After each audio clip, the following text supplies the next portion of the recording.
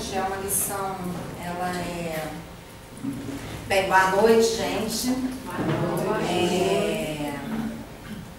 Esse capítulo eu vou, imitando a Luciana, eu vou fazer um resuminho dele e depois eu vou pegar as partes mais importantes para a gente ir conversando. Eu vim com várias ideias, queria expandir bem o assunto, mas o tempo é tão pequenininho e o texto é muito claro, então eu resolvi realmente ficar no texto e preservar assim, a parte que eu achei mais interessante. Então vamos lá, pode passar. Não, isso aí todas as fotos são do Apagar Fogo, da última vez que nós estivemos lá. Estava tudo muito florido e eu fiz questão de trazer isso. Então, preparativos. Então, vamos lá. Aniceto, né? Vocês lembram dele, né? Ele era um dos instrutores lá dos mensageiros. Então, ele resolveu levar André e Vicente à crosta para fazer um trabalho.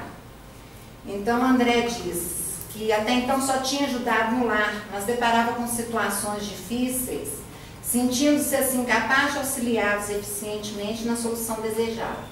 Faltava técnica espiritual para fazê-lo, não tinha bastante confiança de si mesmo. Nada diferente da gente, né?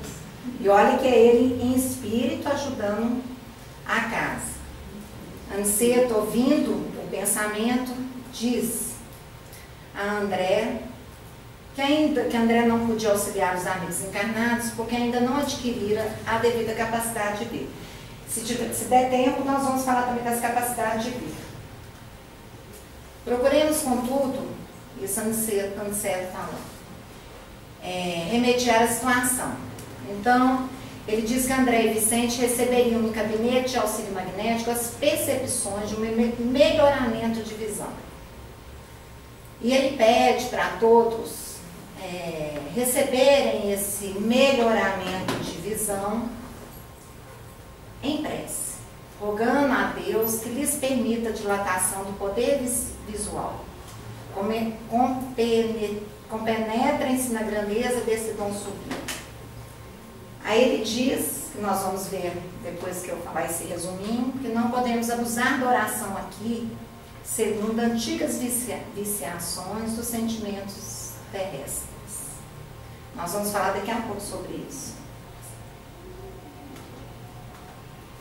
Vicente e André estavam entusiasmadíssimos, pois iriam pela primeira vez cooperar a favor dos encarnados.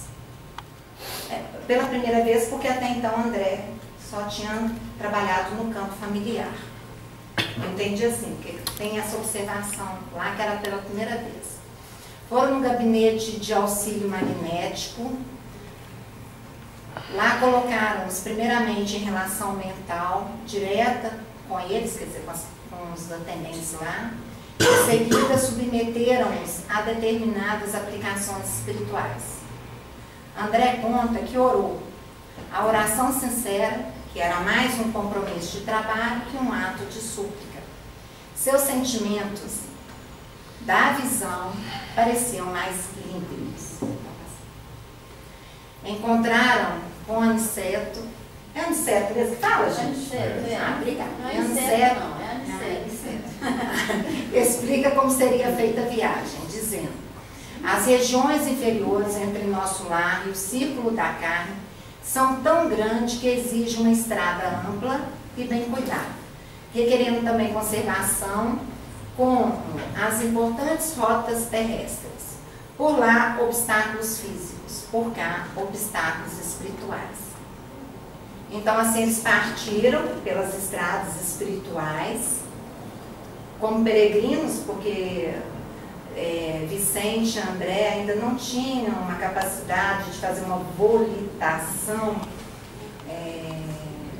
para chegar com mais rapidez, então eles iriam peregrinando. Já Aniceto tinha condição de fazer isso, mas em favor do ensino, né, e do trabalho, ele humildemente iria também fazer essa jornada com um peregrino. Então, sobre esse assunto aí dessa estrada, vai estar no próximo capítulo, eu nem vou detalhar. A parte mais importante que me tocou foi quando ele fala da prece. O capítulo quase todo é falando sobre a prece e sobre essa ampliação de visão.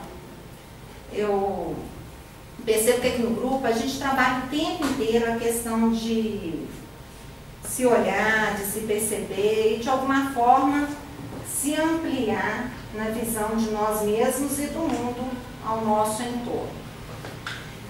Então eu vou deixar uma pergunta, eu vou me atrever a fazer uma pergunta. Eu pensei muito em colocá-la, mas eu resolvi ser atrevida. Vocês acham que existe uma forma correta de orar? Sim. Sim, eu acho. Eu acho que uma Eu acho que tem que vir vários, dependendo da situação, da hora, do lugar, da necessidade, da compreensão. Estou falando isso que eu ouvi o Trigueirinho aí.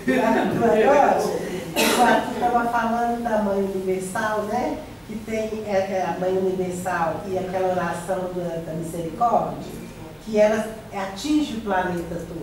O planeta é nós que saudamos, é a humanidade, né? E tem aquela direcionada uma pessoa, né? Uma situação. Então, para mim, é válido. Mas nesse caso de André, Aniceto fala com ele de compenetração, de se ligar direto a Deus, para que abrisse a visão dele. Então, o que nós devemos fazer aqui na Terra? O que eu tenho que fazer? Na hora que eu for rezar, me compenetrar. Eu não estou perguntando na visão do livro. Por isso que eu usei isso antes Na da visão gente desse, entrar. na visão do livro. Quero saber a sua opinião. Fala da sua opinião.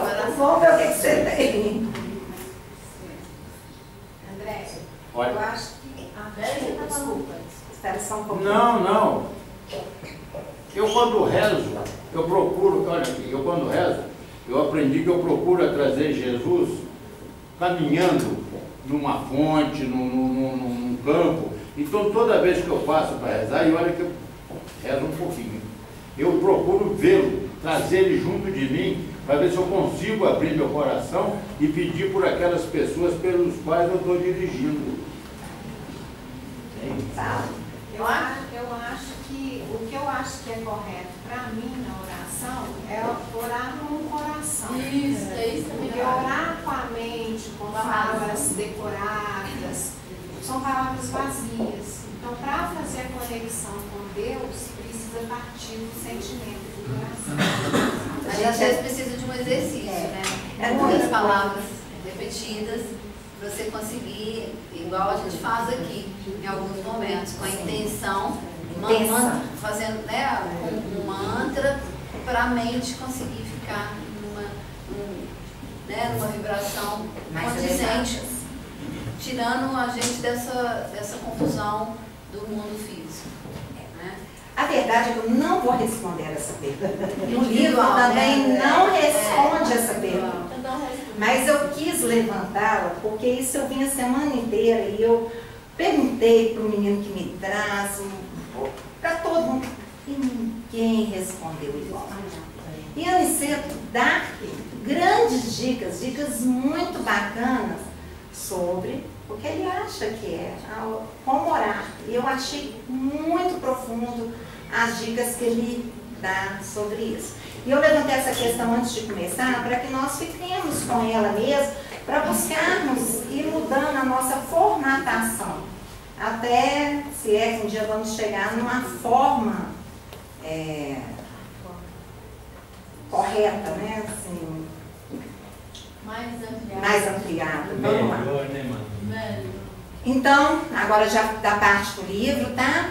Aniceto falando. André, ainda não pode auxiliar os amigos encarnados porque ainda não adquiriu a devida capacidade de ver.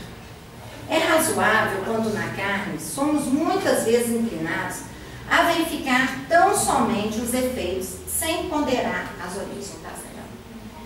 Gente, qual o significado de origem? Eu trabalhei muito as palavras. Eu olhei muitas as palavras no dicionário, porque Porque muitas vezes nós lemos e não vamos na etimologia da palavra, não vamos aprofundando no sentido da palavra, no sentido real da palavra.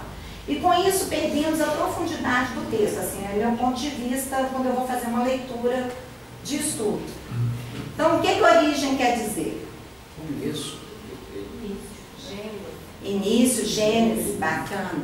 Então, origem, primeira manifestação, começo, princípio. Anceto continua. No mendigo, vemos apenas a miséria. No enfermo, somente as ruínas físicas. Faz-se indispensável identificar as causas. Então, olha novamente.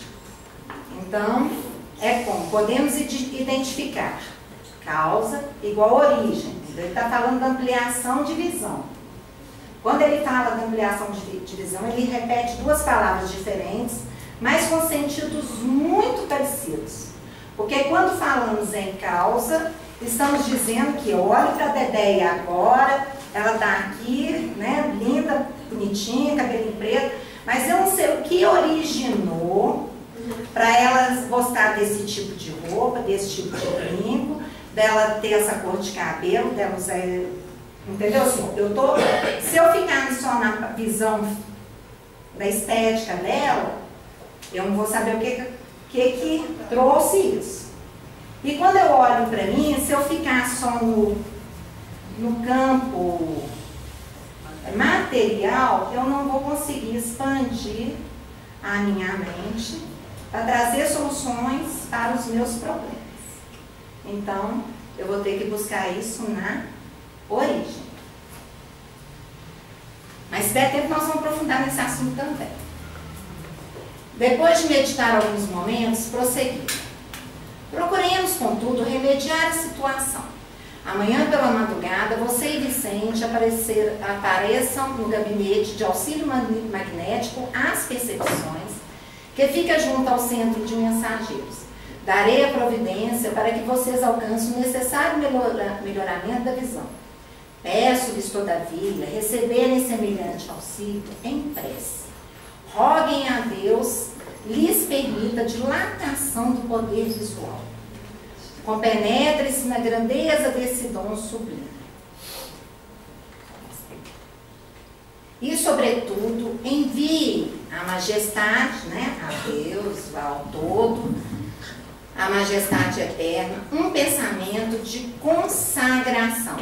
Gente, o que é consagração? Hã? Como? Consagração, né? É com o sagrado. Então, olha que bacana. Ele está falando para ele ter um pensamento com o sagrado. E então já é a primeira dica. Ter um pensamento de consagração ao seu amor e ao seu serviço divinos. Não desejo induzi-los a atitude de fanatismo sem consciência. Não podemos abusar da oração aqui, segundo viciações de sentimentos terrestres.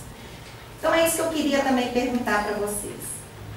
Como seria essa viciação aqui no plano terrestre? Como que eu ou vocês fazem uma oração viciada? Que aí a gente já vai poder dizer assim, isso aqui não está tão bom, essa forma de orar, essa aqui já está mais bacaninha, eu já estou saindo da viciação. O que vocês acham que seria viciação? Quando você ora, só assim, colocando as palavras sem igual a gente falou, sem buscar da alma, do coração, o real significado daquela palavra. Às vezes a oração está automática, não está vindo da alma, está vindo do coração, da vontade. Assim, vou orar rapidinho. Sabe, assim, gente, você faz uma oração, mas falta aquele empenho, falta aquela busca interior, você sentir as palavras que você pediu. Também. Mais alguma sugestão, gente? Acho que pode passar muito também pelo momento que eu começo a minha oração, já pedindo alguma coisa que eu quero, sabe? da minha vontade, não da vontade de Deus. Isso eu faço muito. Essa oração, ai meu Deus, me ajuda nisso. Que eles falam assim, meu Deus, pelo amor de Deus, eu Tira essa doença de mim, Jesus. não deixa acontecer nada. quero ficar magra, quero ser feliz. Eu acho, outra viciação que eu acho que além de pedir o que eu quero, é eu barganhar com Deus. Ó Deus, eu quero isso e eu te dou aquilo. Essa é bonita. Fica assim que eu vou rezar, né? E nós viemos dessa cultura de troca, né? Isso é real na nossa cultura. Isso, eu faço. Eu acho que ela é muito mais do que religiosa, né? Ela é cultural mesmo.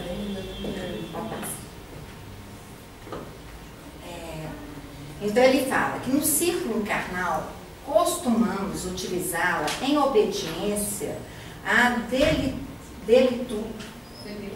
delitosos, eu achei que eu tinha escrito aí, caprichos, suplicando facilidades que surgiriam em detrimento da nossa própria iluminação. Olha só, quer dizer que as facilidades que pedimos, ela nos impede de conseguir uma iluminação mais elevada. Uma iluminação, se é que existe iluminação mais elevada, né? Aqui, todavia, André, a oração é compromisso da criatura para com Deus. Compromisso de testemunho, esforço e dedicação aos superiores desígnios. Gente, o que é testemunho? Testemunhar a Deus no momento certo das pessoas. O quê? Você consagra a Deus, você eleva a Deus, você testemunha que Deus existe, né, que é importante, que confia. É uma confirmação também, né? Uma espécie. É uma confirmação também da minha própria experiência com Deus, né? Porque o testemunho, eu chego na igreja e falo, gente, olha, aconteceu isso comigo, foi um milagre. É uma forma de testemunhar aquela força em mim, né? Eu testemunho também, eu sinto assim como aquilo que eu já consigo demonstrar, que eu consegui alcançar. Eu demonstro as minhas atitudes, demonstro a minha mudança de atitude, na verdade, é um testemunho, né? Com certeza. Comprovação dessa minha ligação aí. Isso mesmo. Então, testemunho, falar ou fazer afirmação de uma experiência vivenciada pessoalmente. Isso eu peguei tudo no dicionário, tá, gente? Mas nós podemos sempre ampliar, do nosso ponto de vista, o significado. Então, Aniceto já nos diz. O que é que ele já nos diz? Que para ajudar a nós ou ao outro, temos que ampliar a visão. Para ampliar a visão, temos que buscar na origem, que é igual à causa. Ele também disse sobre oração, que oração é compromisso da criatura para com Deus. Compromisso de testemunho, esforço, dedicação. Gente, na hora que eu fui fazendo, eu fui me perguntando se nas minhas orações, eu assim, faço bem assim, sabe, assim, o próximo disso. E eu confesso a vocês que não é a todo momento. Às vezes eu até tento. Mas cada vez que eu falo sobre oração, quando nós fizemos a oficina da oração e falamos sobre Japamala, foi uma grande reviravolta na questão da oração no meu coração, porque eu fiz um entendimento, assim, ao meu ver, foi a nível de entender realmente os efeitos da oração em mim. Então, na questão, por exemplo, do Japamala, quando a gente faz o Japamala, a gente vai mudando as vibrações ao nosso entorno, criando um campo. E não só o Japamala, mas qualquer tipo de oração, ela feita com testemunho, esforço, dedicação, compromisso e principalmente, qual foi a palavra que a Vanessa usou aqui? Eu sempre esqueço dela, você falou ciente, olhando a intenção da minha oração. Né? Porque muitas vezes eu estou lá pedindo para o outro, o que acontece? Eu faço oração, muitas vezes eu peço para o outro. E aí eu paro e falo assim, mas qual é a minha real intenção quando eu peço para esse outro? Eu realmente estou pedindo para ele, por ele, acreditando e querendo que ele realmente fique bem? Ou é o meu egoísmo de não querer perdê-lo, assim, né? Quer dizer, não é tanto para ele ficar bem. Tem essas armadilhas que eu acho que o coração da gente, o meu pelo menos, vai me pregando assim de vez em quando. E aí eu falo, não, também é isso, mas também não é só isso, eu quero que realmente o outro fique bem. E a vontade de Deus também, né? E a vontade de Deus, que seja feita a vontade de Deus. Eu posso pedir isso principalmente. Né, para o outro, mas que seja feita a vontade de Deus, que eu não sei o que é bom nem para mim. Aí uma vez a gente estava conversando sobre isso, acho que a Lena comentou assim, quando você faz uma oração para o outro, é muito complicado, porque você não sabe o que o outro precisa. Você só sabe do que você precisa, você quer, seu desejo, né? Não, igual a mãe está falando ali, também pode ser o quê? E a vontade de Deus? Onde que ela fica nisso tudo? E minha real intenção também, às vezes a pessoa reza para mim. Não, mas eu não rezo. Muitas vezes a pessoa me pede para rezar, eu rezo e falo que seja a sua vontade, né? Porque para a enfermidade, a gente não precisa aqui, que é uma santa ferramenta para a minha evolução, eu posso pedir a Deus que faça a vontade dele em mim, nas pessoas que eu quero. Porque eu não sei o que precisa. Deve ser sempre isso. Nós rezamos para a pessoa hoje, reza amanhã, reza depois, vai rezando, um dia. E vai falar, pô, peraí, essa pessoa deve ter alguma coisa, porque esse moço pede todo dia. Então, se você pediu uma vez só, ela passa, se você pedir. Agora, se nós todos rezarmos para uma pessoa, você vai falar, peraí, essa pessoa não deve ser tão ruim assim. Porque toca lá. Os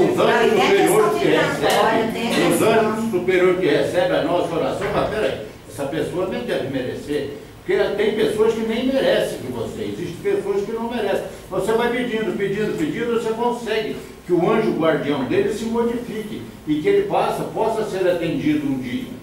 Isso é real que você está falando, porque muitas vezes, aqui na sexta-feira, quando a gente faz o trabalho de acolhimento, muitas vezes o mentor fala, essa pessoa veio a pedido de uma mãe, de um pai, que orou, que pediu muito para o socorro daquele companheiro desencarnado. Então a gente sabe que as orações, elas vivem, elas são energias, nossas palavras, nossos sentimentos são energias que expandem a todo momento. Uma hora que você puder, pega o Fonte Viva e leia lá, Pai Nosso. Só isso. Tá bom. Leia. Então, já tem que corrigir. Eu acho que eu nunca consigo fazer essa meia hora. Não preocupa não. Então, toda prece entre nós deve significar, acima de tudo, fidelidade de coração. Mas, gente, o que é fidelidade, afinal de contas, que todo mundo fala sobre isso? Não? Quem arrisca? Ser fiel. O que é ser fiel? Fiel e fidelidade é a mesma coisa, para mim, sim. Mas o que é ser fiel? Mas comprometido, nós já falamos lá atrás. Será que ele está repetindo a mesma coisa? Acho que é no sentido de entrega, assim, de ter Deus no coração sem a dúvida, sem o questionamento, sem o vacilo, assim, né? Quando ele fala ele deve significar assim, de fidelidade de coração, acho que é tão... Tudo que a gente já falou de compromisso, de testemunho, fica tão óbvio para a pessoa que Deus é a minha realidade, que a presença dele é real, que você não tem dúvida, seu coração está ligado ali, porque não tem outra opção, assim, não tem outra... Vamos falar assim, na simplicidade, né? Quem namora, quem tem marido ou mulher, se pergunta, né? Ou às vezes eu me pergunto, eu sou fiel ao meu marido? Sou honesta. Né? Sou fiel, é diferente de honestidade, porque fidelidade muitas vezes ela não está ligada só a uma traição dele ir ficar com uma outra moça ou de eu ir ficar com um outro moço. Eu estou entendendo o sentimento. No pouquinho diferente. Eu acho que o coração pode estar pedindo uma coisa e às vezes você não sabe até interpretar. Você está sendo fiel, você está conseguindo identificar o que realmente está vindo lá de dentro? Porque você pode deturpar um pouquinho por outras coisas que influenciam, até pela razão. Então eu acho que é mais ligado, não sei, eu entendi assim, que seria mais ao sentimento que vem de lá, você identificar aquilo lá e saber pedir. Não sei, ele já falou de abertura de consciência, de ir na origem, quer dizer, será que eu sei realmente até o que eu preciso, né? E depois ele vem falando desse compromisso, ele vem falando do nosso testemunho, ele falou da dedicação, do esforço, agora ele está falando da fidelidade de coração. Então, quem ora nessa condição espiritual sintoniza, porque eu vou falar daqui a pouco sobre fidelidade, lá no final tem um resumo. Sintoniza a mente com as esferas mais altas e novas luzes se abrilhantam. Então, diante desse discurso de Aniceto, todo mundo fica caladinho, fica pensando. E aí, fidelidade é uma atitude de quem é fiel, como a Vanessinha disse, de quem tem compromisso com aquilo que assume, é uma característica daquele que é leal, que é confiável, em quem pode se acreditar. Olha o que é espiritualidade, né? Espera que eu seja fiel ao compromisso que eu faço com ela. Então, toda quarta nós estamos aqui, na sexta nós estamos lá, no nosso dia a dia tentamos, né? Pelo menos eu tento manter uma prece. Então, mostrar também, já que eles se dedicam por nós também mostrarmos a nossa dedicação e o nosso compromisso para com aquele propósito do bem maior. Então, ter fidelidade é uma expressão usada para nominar aquilo que tem constância.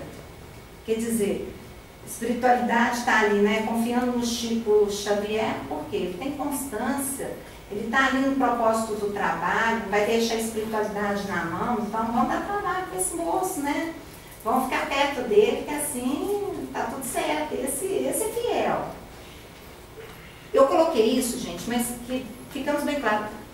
Bom, o que ela falou é muito bacana, e como que a interpretação daquela palavra, ela vai expandindo e a gente vai entendendo o texto com grande profundidade. Então, só para concluir, que eu não vou demorar mais, não, Vanessa, eu tinha muito para falar hoje.